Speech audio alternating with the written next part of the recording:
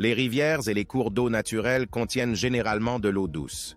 Tout comme les autres masses d'eau, les rivières abritent également des créatures étonnantes et des mystères. Si vous essayez de fouiller le fond d'une rivière, il y a de fortes chances que vous y trouviez des choses incroyables. Et quelques chanceux ont réussi à trouver des choses étranges et terrifiantes dans le lit des rivières. Le moins que l'on puisse dire, c'est que ces découvertes étaient déconcertantes. Aujourd'hui, nous allons vous parler des choses choquantes trouvées dans les profondeurs des rivières du monde entier. Les avions. La partie de l'avion où les passagers et l'équipage sont assis pendant le volume s'appelle le fuselage. Il ne comprend pas les ailes de l'avion, qui sont considérées comme des éléments distincts. Un fuselage ne peut pas être déplacé par voie aérienne, à moins qu'un avion beaucoup plus grand ne le transporte. C'est assez coûteux. C'est pourquoi les constructeurs d'avions les font transporter par train jusqu'à leurs entrepôts de construction, où les ailes et le reste des composants sont ajoutés. Les trains sont utilisés pour le transport de fuselage depuis plus d'un siècle, mais cela ne veut pas dire qu'ils ne sont pas sujets à des accidents. Un conducteur du Montana Rail Link devait transporter 6 Boeing 737 fuselages du Montana vers une usine de Washington. Cependant, avant que le train ne puisse quitter le Montana, le malheureux conducteur finit par le faire dérailler juste au-dessus de la rivière Clark Fork.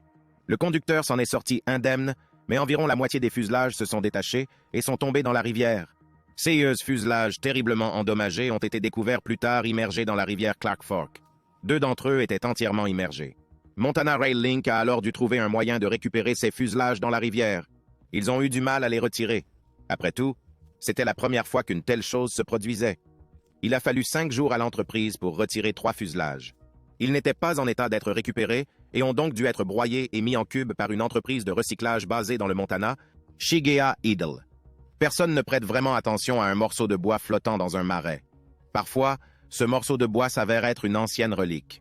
Le Shigea Idol est un morceau de bois qui a été sculpté comme un totem avec des visages humains. À première vue, il semble vraiment étrange et quelque peu effrayant en raison de ses visages inquiétants. Cependant, les traits effrayants des visages ne sont pas intentionnels. La découverte du Shigea Idol est un véritable miracle. Ce totem de 9 pieds de haut, apparemment ordinaire, est en fait la plus ancienne sculpture en bois connue de l'humanité. Le fait qu'elle soit restée absolument préservée pendant si longtemps est déconcertant. C'est le seul artefact datant de l'âge de pierre qui ait survécu. Il a été découvert par des chercheurs d'or le 24 janvier 1890, dans une tourbière. Il se cachait à près de 13 pieds sous la surface dans la tourbière de Shiga, située en Russie. Son âge a été estimé par datation au radiocarbone en 1997, et il s'est avéré qu'il avait environ 9500 ans. Cependant, la spectrométrie de masse par accélérateur réalisée ultérieurement a révélé que l'Idol avait près de 11 500 ans. Les experts qui ont étudié les sculptures de l'Idol pensent qu'il s'agit d'une forme d'art distincte, probablement associée à des activités spirituelles ou religieuses. Il est surprenant de savoir que les hommes de l'âge de pierre ont réussi à créer un tel outil de travail. Il a probablement été créé à partir d'un arbre vieux de 159 ans. Ils utilisaient des outils en pierre pour sculpter les visages dans le bois. Aujourd'hui encore, on ne connaît pas la véritable raison d'être de ce ralenti, mais certains experts ont émis l'hypothèse qu'il était utilisé comme signal d'avertissement pour empêcher les gens de pénétrer dans une zone interdite ou dangereuse. Un char d'assaut. Le T-34-76 que vous voyez est un char de taille moyenne qui est entré en service en 1941. Le char est célèbre pour avoir été déployé aux côtés de l'armée rouge pendant la Seconde Guerre mondiale. Au cours des décennies suivantes, l'Union soviétique et les alliés communistes comme la Chine, Cuba et la Corée du Nord ont produit environ 80 Zéros de ces chars. Ces images d'un T-34-76 traîné hors de la rivière Don ne sont rien d'autre qu'un témoignage de l'histoire. Ils ont probablement dû faire appel à des machines extrêmement puissantes pour l'extraire. Cette citerne a été enfouie dans l'eau pendant plus de 50 ans et a été retirée en 2016. Les habitants pensent que le char a été coulé par les troupes soviétiques pour éviter qu'il ne tombe entre les mains de l'ennemi. Mais une autre théorie affirme qu'il est tombé dans la rivière alors qu'il se déplaçait sur le pont de la tombe. Elle a probablement été perdue au cours de l'été 1942. Les chenilles relativement plus larges de ce modèle de char ont été conçues en particulier pour faire face aux hivers brutaux et aux terrains difficiles où la boue et la neige recouvrent la majeure partie du sol. Ce n'était rien de moins qu'une bête. Mais il y avait un problème. Ce char avait tendance à s'enfoncer dans la neige, et c'est exactement la raison pour laquelle ce char est resté caché dans ce marais froid et boueux pendant un demi-siècle. Il était immergé dans près de 3 mètres d'eau et s'était enfoncé de 2 mètres dans la boue. Il a fallu environ 2 semaines aux bénévoles du club de plongée local pour nettoyer la vase et la boue du réservoir. Il a ensuite été mis à terre et transporté au musée de la guerre pour y être exposé. Il était encore intact et fonctionnel, car les personnes qui l'ont récupéré ont réussi à démarrer le moteur diesel assez facilement. Cela prouve une chose. Les Soviétiques étaient plutôt doués pour fabriquer des machines de guerre durables et fiables. Portique de l'Égypte ancienne. En 2007, une équipe d'archéologues égyptiens a entrepris les premières fouilles sous-marines du Nil. Ils espéraient déterrer des antiquités égyptiennes, des épaves et des trésors dans le lit du fleuve. Ils ont arpenté les eaux denses et boueuses du Nil pendant des semaines. La tâche n'a pas été facile. Ils ont dû utiliser un équipement spécifique, notamment un sonar à balayage latéral et un GPS, pour repérer les objets enfouis sous la boue. Leurs efforts n'ont pas été vains, puisqu'ils ont découvert un portique sous-marin. Un portique est une entrée couverte, et celui-ci menait à un ancien temple égyptien. Un reportage du National Geographic datant de 2008 a révélé que cette entrée menait au temple de Khnum, le dieu de la fertilité à tête de bélier. L'équipe d'archéologues a trouvé ce portique à Aswan. Le portique lui-même était trop massif pour être enlevé, mais les archéologues ont réussi à récupérer une pierre d'une tonne dans la rivière. La pierre portait des inscriptions datant de 945 à 525 ans avant notre ère. Les experts pensent que la pierre pourrait être encore plus ancienne que les inscriptions. Les archéologues ont également trouvé des vestiges d'une ancienne église chrétienne lors de ces plongées. Rivière radioactive. Cette rivière, nommée Tetcha, est située en Russie et est dépourvue de toute créature effrayante. Mais ne vous y attardez pas trop, car toute cette rivière est remplie de déchets radioactifs. Entre 1949 et 1956, une installation nucléaire russe a accidentellement déversé des déchets radioactifs nocifs dans la rivière Tetcha, et ensuite, ils ont intentionnellement déversé les déchets ici. Très vite, la belle rivière vierge s'est transformée en l'une des décharges les plus toxiques et les plus dangereuses du monde. La région autour de la rivière abritait environ 28 personnes avant d'être polluée par les déchets nucléaires. La plupart de ces personnes dépendaient de la rivière Tetcha pour leur approvisionnement en eau. Ainsi, après la contamination, ils n'ont eu d'autre choix que d'évacuer. Plusieurs habitants ont été exposés à des doses de radiation extrêmement élevées, supérieures à celles auxquelles ont été exposées les victimes de la catastrophe de Tchernobyl. Aujourd'hui encore, la population locale paie le prix des actions ignorantes de l'installation nucléaire. Le destin de cette rivière nous raconte une histoire tragique sur la façon dont nos actions affectent négativement la nature. La fille d'Ectved. Il est toujours possible qu'un morceau de bois gisant au fond d'une tourbière provienne d'un arbre ancien ayant existé il y a des milliers d'années. Mais ce morceau de bois que vous voyez n'a pas été trouvé seul. Les restes de cette jeune fille emblématique de l'âge du bronze ont également été découverts avec ce morceau de bois. Cette jeune fille est aujourd'hui appelée la jeune fille d'Ectved. Elle a été nommée d'après le village où son corps a été découvert. Les experts pensent qu'elle a été enterrée il y a au moins 300 ou 400 ans. Mais la tourbière a réussi à préserver ses cheveux, ses vêtements, ses ongles et même certaines de ses dents. Le morceau de bois initialement découvert dans la tourbière était un cercueil de fortune dans lequel se trouvait le corps de la fille d'Ectved. Elle a été retrouvée enterrée dans un grand monticule de tourbe. L'adolescente avait entre 16 et 18 ans au moment de son décès. Les vêtements qu'elle portait ont été salués par de nombreux chercheurs. Ils pensent qu'il s'agissait d'une jeune femme élégante. Elle portait une jupe en laine avec une énorme ceinture en forme de disque de bronze ornée de quelques spirales. D'après ses vêtements, les experts ont déduit qu'elle n'était pas une jeune fille ordinaire au cours de sa vie. Elle était peut-être prêtresse d'une secte. Si la découverte du corps de la jeune fille a choqué les scientifiques, son sens de la mode a inspiré les femmes, qui ont même essayé d'imiter sa tenue. Ce qui est étrange, c'est qu'elle est probablement originaire d'une région proche de la Forêt Noire en Allemagne, mais que son corps a été retrouvé au Danemark. Les scientifiques ont analysé les atomes de sa jupe et ont conclu qu'il s'agissait d'une voyageuse qui est probablement décédée dans un pays étranger. Le manoir qui coule. Les touristes sont souvent étonnés de voir une grande maison à moitié immergée dans l'eau de la Loire. À qui appartient cette maison? Quelqu'un vivait-il ici avant qu'elle ne soit submergée? Ces questions, et bien d'autres encore, se posent aux gens qui voient pour la première fois cet étrange bâtiment. Il semble qu'il va basculer d'un moment à l'autre, car toute la structure penche d'un côté. Cependant, il n'y a pas lieu de s'inquiéter car il s'agit simplement d'une réplique d'une auberge qui se trouvait auparavant dans la ville voisine de la Vue-Saint-Loire. Le manoir s'appelle la Maison dans la Loire. Le bâtiment a été créé par un artiste français pour être présenté à l'exposition d'art d'Estoril en 2007. L'artiste n'avait pas l'intention de placer la maison dans cette position inconfortable, mais l'eau a emporté le bâtiment et la moitié de la structure a été submergée. La maison en train de couler s'est donc retrouvée au milieu de la rivière. Les fenêtres de cette maison sont ouvertes et la font ressembler à une maison emportée par une inondation. Un alligator ou un rocher? Une vidéo qui fait froid dans le dos a été partagée récemment par une entreprise de canoë de Floride. Dans la légende, ils ont écrit « Ce moment où vous réalisez que votre canoë est coincé sur le dos d'un alligator ». Les personnes dans le canoë devaient être très courageuses, car une personne ordinaire n'aurait certainement pas le courage de filmer un alligator effrayant qu'elle rencontre. Le clip a été tourné par une société de location de bateaux à fond transparent. On peut voir le prédateur massif et féroce coincé sous le canoë à fond transparent. À première vue, le plaisancier pensait simplement être coincé sur un rocher boueux et déchiqueté. Mais il a eu une surprise. La chose dure et macabre sur laquelle son bateau était perché était un énorme alligator.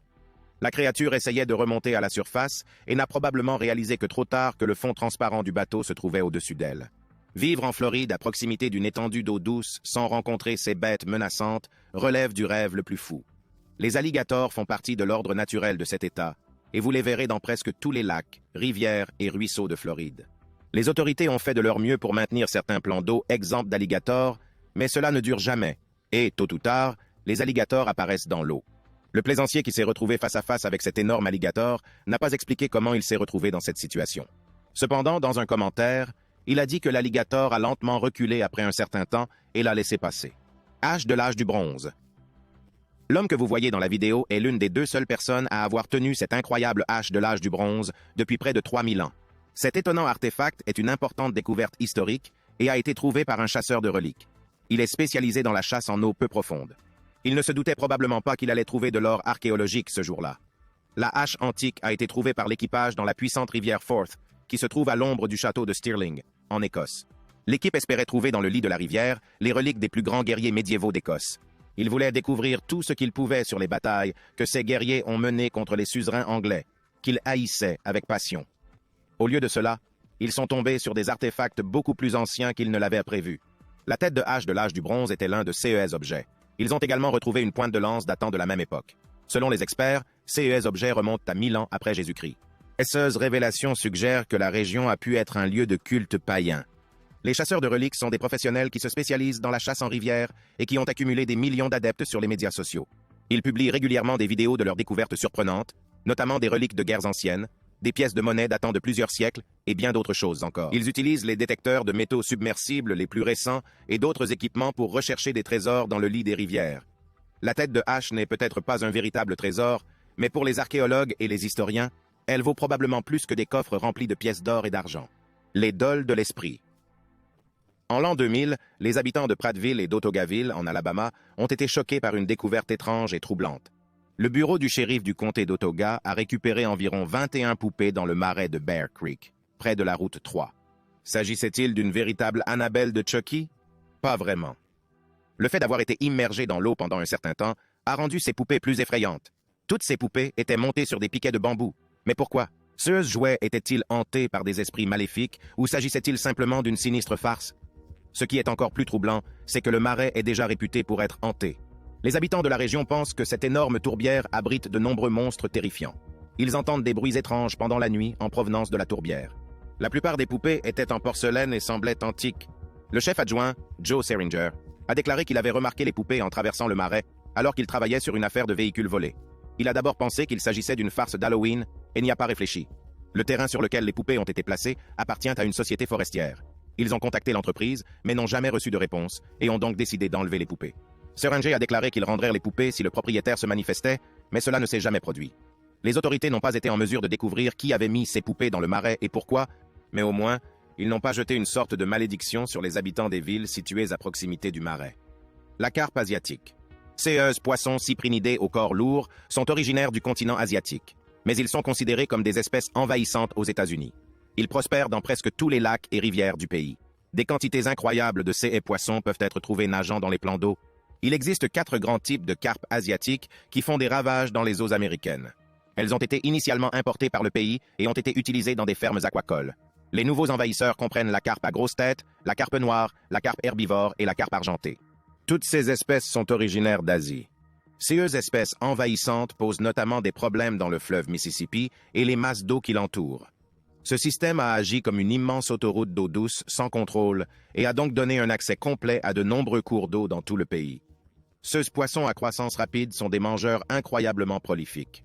Les espèces indigènes ne parviennent souvent pas à les concurrencer, ce qui entraîne des déséquilibres dangereux dans de nombreux écosystèmes d'eau douce. Ces poissons représentent également un danger pour les plaisanciers qui naviguent sur les lacs et les rivières. Si vous vous retrouvez dans une zone à forte concentration de carpes, vous verrez des centaines d'entre elles sauter hors de l'eau. Certaines peuvent même vous frapper ou vous faire tomber du bateau. Mieux vaut donc être prudent si vous prévoyez de vous promener en bateau dans des plans d'eau où ces carpes envahissantes règnent sur l'écosystème aquatique. Tortues, serpentines, alligators sauvages. Une équipe d'experts a fait une découverte assez étrange dans une rivière de l'Illinois. Ils ont trouvé la première tortue serpentine alligator sauvage. Personne n'a vu cette tortue dans l'Illinois depuis une bonne trentaine d'années. La dernière fois qu'elle a été observée, c'était en 1984. La découverte de cette tortue serpentine a donné de l'espoir aux biologistes, car il s'agit d'une espèce menacée d'extinction. Certains pensent que l'animal a probablement survécu à l'intervention humaine et que l'espèce est en train de se reconstituer lentement et régulièrement sans aucune intervention. Visuellement, la tortue serpentine alligator n'est rien de moins qu'un monstre préhistorique. Elle peut mesurer jusqu'à 2 pieds de long et peser plus de 220 livres. Une telle densité pour une durée aussi courte est assez étonnante. Ces tortues peuvent vivre plus de 70 ans dans la nature. Leur mâchoire est une arme de défense, mais leur carapace est également couverte de pointes. Elles ont une queue écailleuse et, en raison de leur apparence, elles sont également appelées les dinosaures du monde des tortues. Ces monstres exclusifs des rivières se trouvent dans les rivières et autres cours d'eau à travers les États-Unis. De nombreuses histoires affirment que ces tortues sont particulièrement agressives envers les humains, mais ce n'est pas vrai. Cependant, ils peuvent facilement vous arracher un doigt d'un seul coup grâce à leur incroyable force de morsure de 0 livre. La nouvelle tortue serpentine a été repérée par l'herpétologiste Chris Phillips au fond de Clear Creek. Il était en fait à la recherche d'une jeune tortue serpentine mâle qui portait un émetteur sur le dos et qui avait été relâchée dans la région dans le but d'aider la population de tortues à se reconstituer. Au lieu de cela, Chris en a trouvé une autre. Cette tortue était une femelle et vivait depuis au moins 18 ans. Elle n'était pas équipée d'un dispositif de repérage, ce qui signifiait que les tortues de la région commençaient enfin à prospérer. Poisson-chat massif. L'énorme et terrifiant poisson-chat Gunch semble tout droit sorti d'un cauchemar. Il est également appelé par beaucoup le poisson-chat géant et le poisson-chat tueur. Cet énorme poisson est originaire des rivières d'Asie du Sud. Les experts pensent que le Gunch n'est pas une espèce agressive, mais les archives indiquent le contraire. Le poisson-chat Gunch peut facilement atteindre une longueur de 13 pieds. Cependant, certains témoignages non vérifiés suggèrent que des poissons-chats Gunch mesurant jusqu'à 20 pieds ont également été observés. Leur corps est dépourvu d'écailles et leur tête est grosse et aplatie. Ils possèdent également 3 paires de barbillons. Les Gunch sont des créatures carnivores qui s'attaquent avec voracité aux petits poissons, crustacés et invertébrés qui peuplent le lit de la rivière.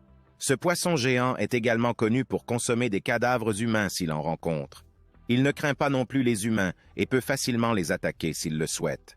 C'est probablement pour cette raison qu'on les appelle des poissons-chats mangeurs d'hommes. Des attaques ont été signalées en Inde. Le premier s'est produit en avril 1998, lorsqu'un jeune homme de 17 ans qui nageait dans une rivière a été entraîné sous l'eau par un poisson-chat Gunch. Tout cela s'est passé sous les yeux de sa petite amie et d'autres témoins oculaires. 3 mois plus tard, un autre homme a perdu son petit garçon dans la même rivière et son corps n'a malheureusement pas été retrouvé. Qui aurait cru qu'un poisson d'eau douce était capable de tuer des humains? Mais son physique effrayant et sa taille imposante sont des signaux d'alarme qui incitent les gens à ne pas s'en approcher. Chaudron vaudou. Le vaudou est peut-être célèbre dans la culture pop du monde entier, mais cette version de la religion d'origine haïtienne est exagérément sensationnalisée. Le vaudou est en fait une religion afro-haïtienne traditionnelle, mais ses adeptes sont répartis en Jamaïque, en République dominicaine, au Brésil, aux États-Unis et ailleurs. Le vaudou n'a pas grand-chose à voir avec les poupées vaudou, les zombies et autres formes de magie noire que l'on voit dans les films. Toutefois, cela ne signifie pas qu'elle n'a pas son lot de sermons et d'objets étranges. En fait, des pêcheurs ont récemment récupéré d'étranges reliques vaudou dans une rivière de Détroit. Ils pêchaient des objets métalliques au fond de la rivière à l'aide d'aimants. Croyez-le ou non, mais la pêche à l'aimant existe bel et bien, et elle est même très populaire. Imaginez tous les trésors que vous pourriez extraire d'une rivière à l'aide d'aimants puissants. Un duo père-fille a commencé à pêcher avec des missions de pêche en groupe. Ils ont également partagé des vidéos de leurs prises en ligne. Mais pour eux, une bonne prise signifiait un vélo ou un canif. Pas un artefact vaudou. Il est étrange de constater le nombre de chaudrons trouvés dans la rivière. Détroit est-elle une plaque tournante pour les adeptes du vaudou? La pratique du vaudou afro-caribéen implique de multiples éléments culturels, croyances personnelles et pratiques. Ils comprennent également tout un système de pratiques médicales populaires. Ces chaudrons représentent leur tradition sacrée et leur histoire. Les chaudrons métalliques étaient remplis de terre provenant du lit de la rivière. Le plus grand chaudron contenait 2 petits chaudrons. Seul un expert en vaudou peut nous dire à quoi servent ces chaudrons et les objets qu'ils contiennent. Le dangereux pont de bambou. Au Cambodge, la saison des pluies commence au mois de mai et dure 6 mois entiers. Elle se termine au début du mois de novembre. Le Mékong a tendance à monter pendant la saison des pluies. Il en résulte des inondations dans les zones environnantes, en particulier dans les 2 villes voisines. Dès le début de la saison sèche, les habitants commencent à construire un pont en bambou de 300 mètres de long. Ce pont relie les 2 villes. Chaque année, des dizaines d'ouvriers construisent ce pont à la main. La construction de ce pont utilise environ 50 bâtons de bambou. Le pont a tendance à trembler et à s'entrechoquer en raison du poids du trafic. Même si un piéton marche dessus, le pont commence à trembler, alors qu'il peut facilement supporter le poids de plusieurs vélos, motos et parfois même d'une seule voiture. Le pont reste en place pendant les mois secs et attire des milliers de touristes qui sont impatients de traverser eux-mêmes ce pont palpitant et dangereux. Le pont est démonté par les habitants chaque année en avril, juste avant le début de la saison des pluies. Les ouvriers démontent la structure et les 50 bâtons de bambou sont stockés jusqu'à l'arrivée de la prochaine saison sèche.